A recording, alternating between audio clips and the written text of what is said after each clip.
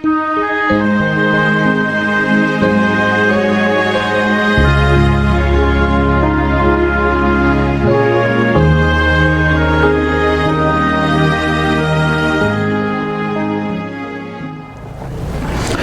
les invito a que abran sus Biblias conmigo en el Evangelio según Juan, capítulo 16.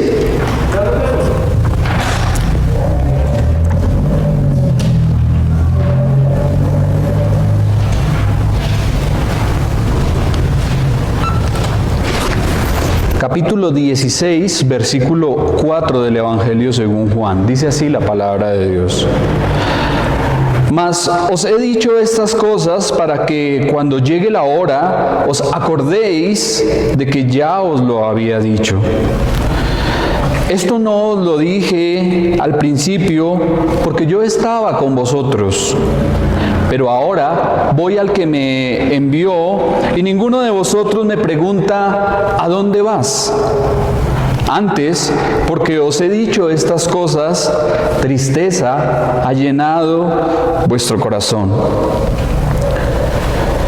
Pero yo os digo la verdad, os conviene que yo me vaya, porque si no me fuere, el Consolador no vendría a vosotros, mas si me fuere, os lo enviaré.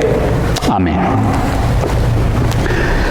Estamos en un contexto donde nuestro Señor ha venido animando a sus seguidores, ya que les ha hablado de una serie de dificultades que han de atravesar luego de su partida. Vimos que en versículos anteriores nuestro Señor les había dicho que les expulsarían de las sinagogas. Y aún más, no solamente esto, sino que también llegaría el momento en que les iban a matar y los que lo hiciesen pensarían que estaban con ello sirviendo y agradando a Dios.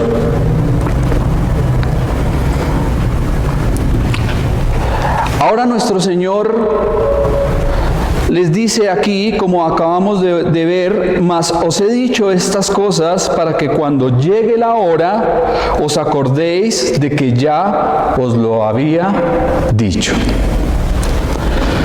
De nuevo Jesús advierte por adelantado a los 11 para que no se dejaran mover por las aflicciones cuando sucediesen. Se acordarían que el Señor ya lo había predicho y todo ello formaba parte del plan de Él para sus vidas, puesto que cuando estaba con ellos el Señor no les había dicho lo que les iba a ocurrir, mas ahora que iba a partir y les dejaría, les estaba advirtiendo y les estaba hablando acerca del camino que tenían por delante.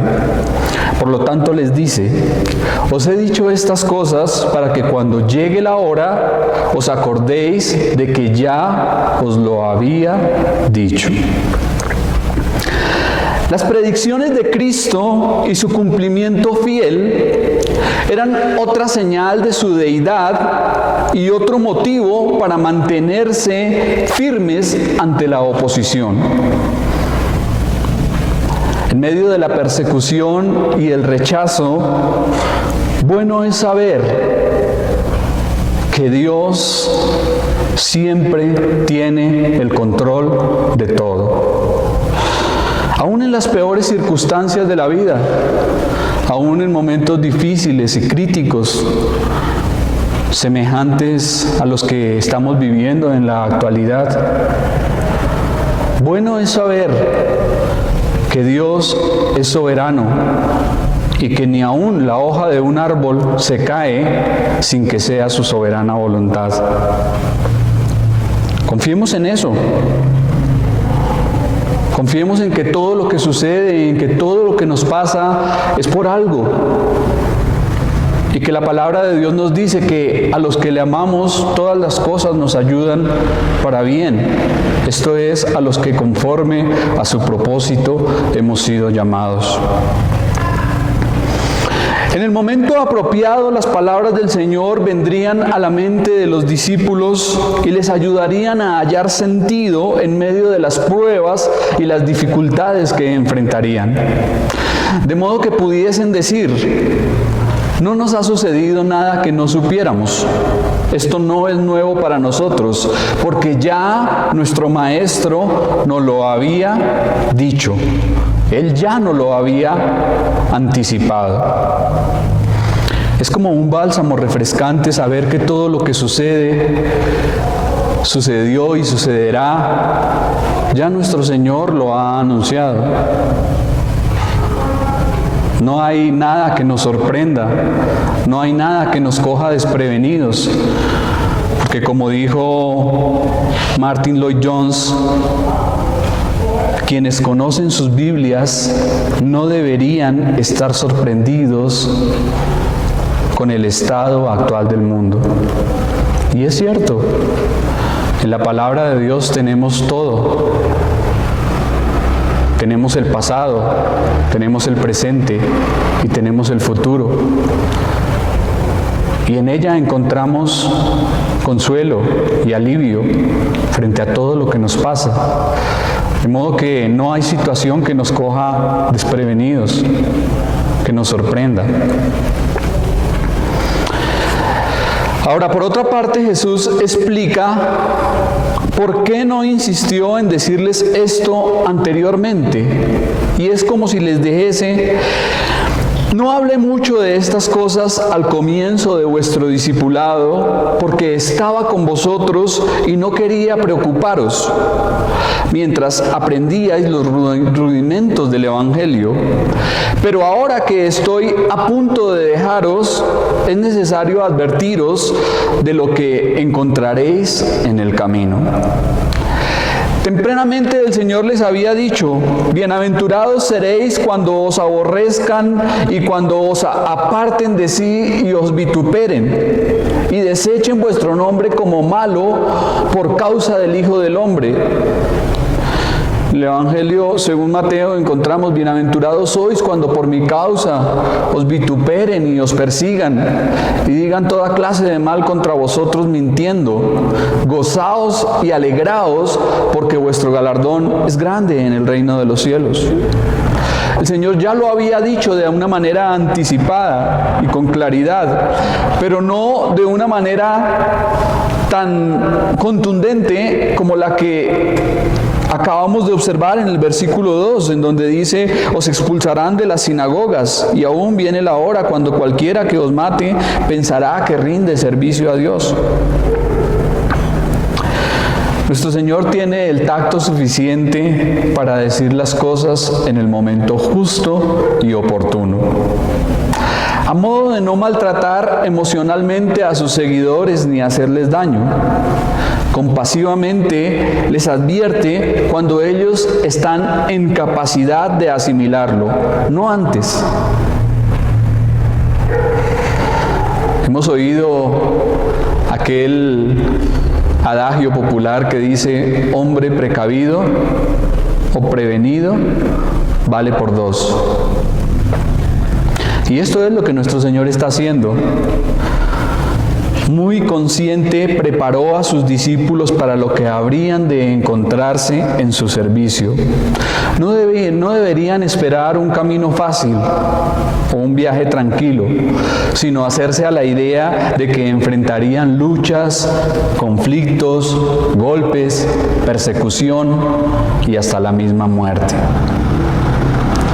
Igual que un curtido capitán, no ocultó a sus hombres la verdadera naturaleza de la misión a la que iban. Les dijo con lealtad y amor todo lo que les esperaba, para que cuando llegara el momento recordaran sus palabras y no se decepcionaran. El Señor no les dio falsas expectativas, no les habló palabras infladas, ni les maquilló la verdad. Se las dijo tal cual, para que en el momento en que les sucediese, ellos entendiesen que Él lo conocía y lo sabía de antemano. Es probable que, previendo un cómodo porvenir y clamando paz, se multiplique el número de soldados en el ejército de Cristo. Si predicásemos cosas fáciles, si predicásemos un evangelio cómodo, seguramente mucha gente vendría diciendo que es cristiana. Pero serían soldados que se apartarían en momentos difíciles y desertarían cuando la batalla arrecie. Tal vez nunca podremos saber lo que nos espera en la vida, pero de una cosa podemos estar seguros, y es que debemos de tomar la cruz si queremos obtener la corona. Y que este principio quede grabado indeleblemente en nosotros, para que cuando llegue el momento de la prueba no tropecemos.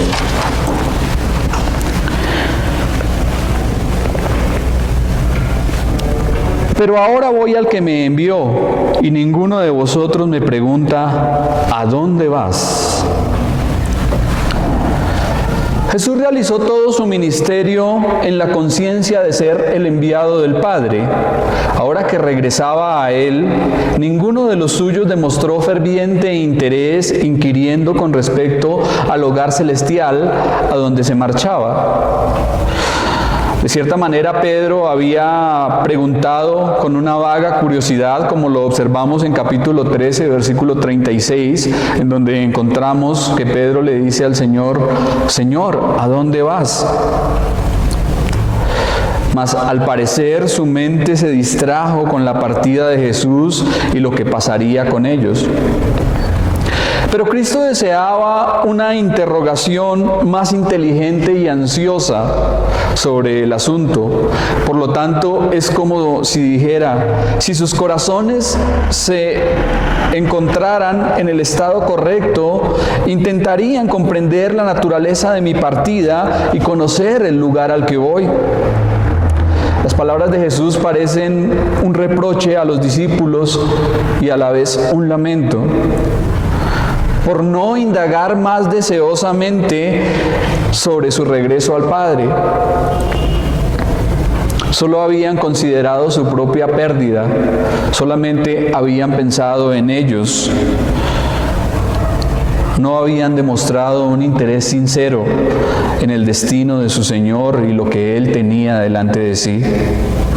Se preocuparon tanto por su propia seguridad que no se les despertó por lo menos algo de curiosidad en cuanto al futuro inmediato de su Señor. En los próximos días vendrían sucesos muy significativos en la historia de la humanidad. Se inauguraría la edad de la gracia y el principio de la Iglesia universal en la tierra. También la expansión mundial del Evangelio. Y después de todo el sufrimiento que habría de experimentar el Señor, la gloria que le aguardaría. De todo lo que iba a suceder, el Señor deseaba hacerles partícipes, pero quería que ellos se interesaran preguntándole. A pesar de toda la gracia de que disponían estos discípulos, se mostraban renuentes a aprovechar las oportunidades que tenían y a buscar el conocimiento que podían haber disfrutado. Y siempre ha sido de la misma forma. El que busca halla, y todo aquel que pide recibirá. Nuestro Señor tiene tesoros inextinguibles para darnos, pero espera de nosotros interés, anhelo y deseo ferviente en recibirlos. De ahí que las personas despreocupadas, frívolas y desatendidas en los asuntos espirituales no tienen ni reciben. de parte del Señor. Que Dios permita que siempre que se trate de aprender de Él, seamos como niños, inquietos, enseñables, dependientes, siempre con la expectativa y el deseo de saber más y de conocerle mejor. Por otra parte, notemos que concentrarnos en nosotros, como lo hicieron aquí los discípulos, muchas veces nos impide saber más del Señor. A veces nos metemos tanto en nuestras propias cosas, nos enfocamos en nuestros propios asuntos y en nuestros propios problemas, que perdemos el deseo y el interés por saber más de Cristo. A veces el afán y la ansiedad del mundo son obstáculos en el conocimiento del Señor y estorbos en el crecimiento espiritual. Así pues, mis hermanos, que el Señor nos ayude. Y aunque nos falte todo, que nunca nos falte el deseo y el interés de saber más de Él y de aprender de Él. Antes, porque os he dicho estas cosas, tristeza ha llenado vuestro corazón. Aquí nuestro Señor continúa el reproche del versículo anterior. Los 11 estaban abrumados y desconcertados por la mención de la inminente partida de su Maestro. Jesús alcanzó a notar la tristeza en sus rostros cuando debían haberse gozado. El dolor llenó sus corazones, pues se sentían como huérfanos, apesadumbrados, solo pensaban en lo que iban a perder.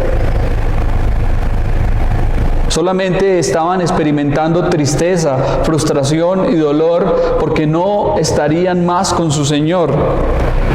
Pero no pensaron en Él, solamente estaban pensando en ellos.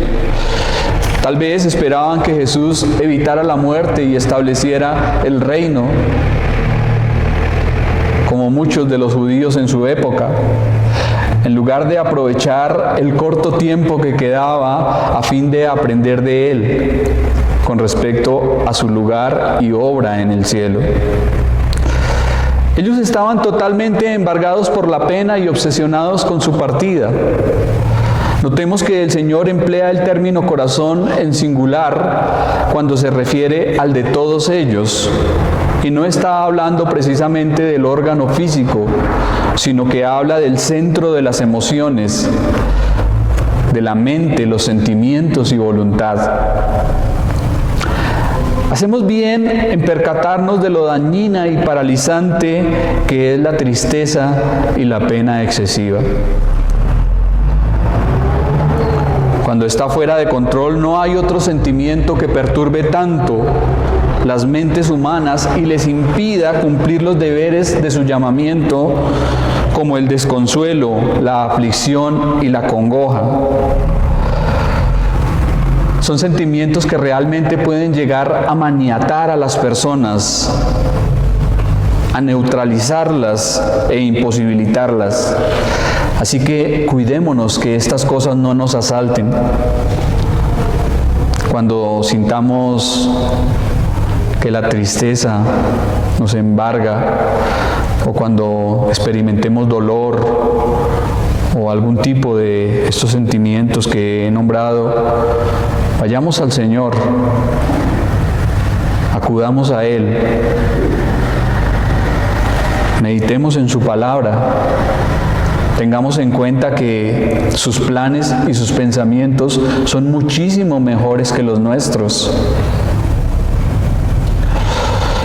Si permitimos que el dolor, la frustración nos agobien al punto en que nos dejen totalmente quietos y paralizados, olvidamos y dejamos a un lado las promesas de nuestro Señor. No permitamos que esto ocurra.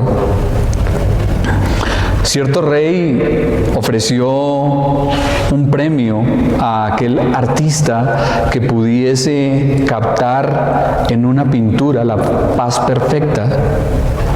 Y muchos lo intentaron. El rey observó y admiró todas las obras, pero solo dos en verdad le gustaron. La primera mostraba un lago tranquilo, espejo perfecto donde se reflejaban las montañas, sobre las cuales se veía el cielo azul y las nubes blancas. Y todos los que vieron esta obra de arte coincidieron en que reflejaba paz. La segunda también tenía montañas, pero eran escabrosas. Sobre ellas había un cielo oscuro, del cual caía un impetuoso aguacero con rayos y truenos. Montaña abajo se veía un torrente de agua. Esta imagen no se revelaba para nada pacífica, pero cuando el rey analizó el cuadro más detenida y cuidadosamente, observó que tras la cascada, en una grieta, crecía un delicado arbusto. En él había un nido y allí, en medio del rugir de la violenta caída de agua, un pajarito.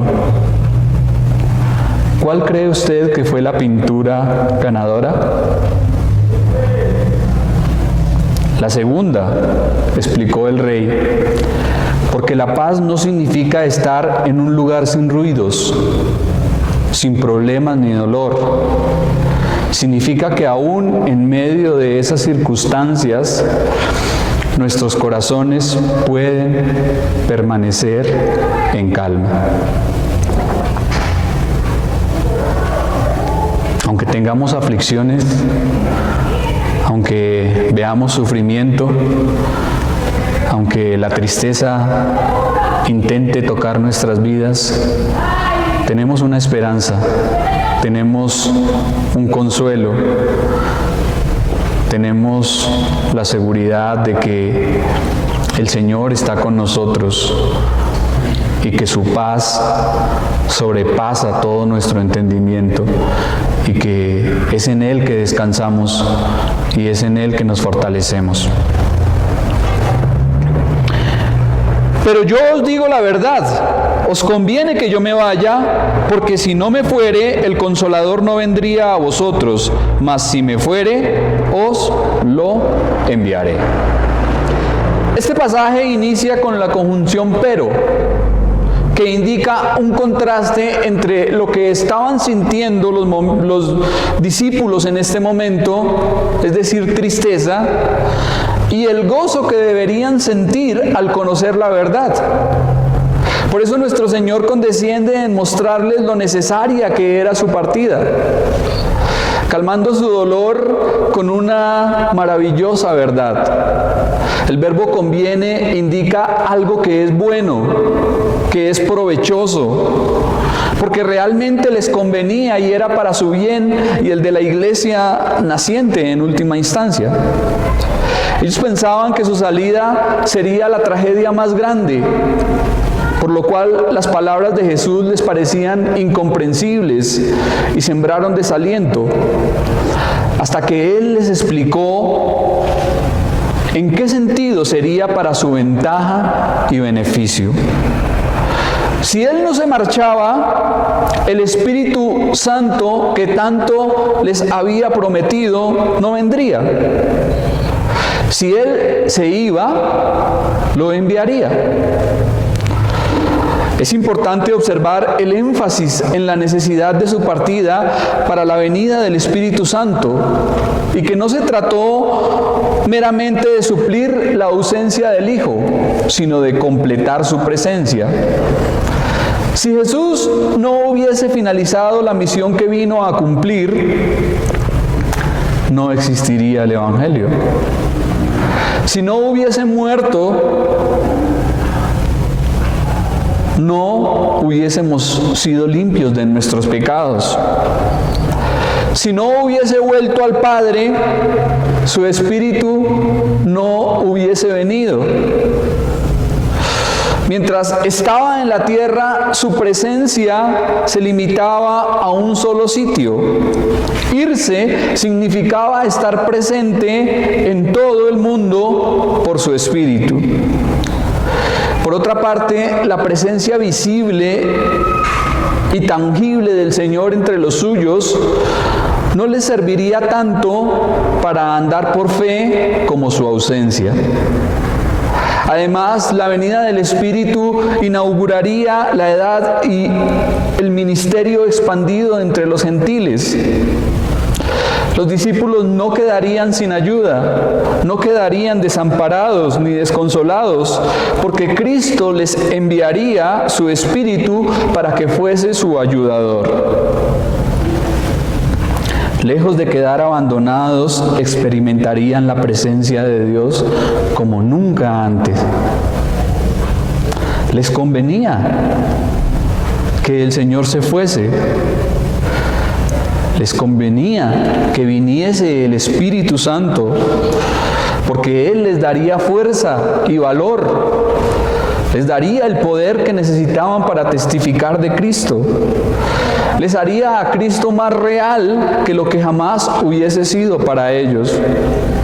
Razones habían de sobra por las que la partida del Señor sería provechosa, conveniente y buena para sus seguidores. Independientemente de lo que pensaran, era mucho mejor que Cristo ascendiera al cielo y se sentara a la diestra de Dios como sacerdote. Si pensamos en esto, es algo realmente grandioso y maravilloso. Si Cristo se hubiese quedado aquí en la tierra y no hubiese subido a la diestra de la majestad en las alturas, no tendríamos un representante, no tendríamos un abogado y un mediador que está todo el tiempo intercediendo por nuestra causa.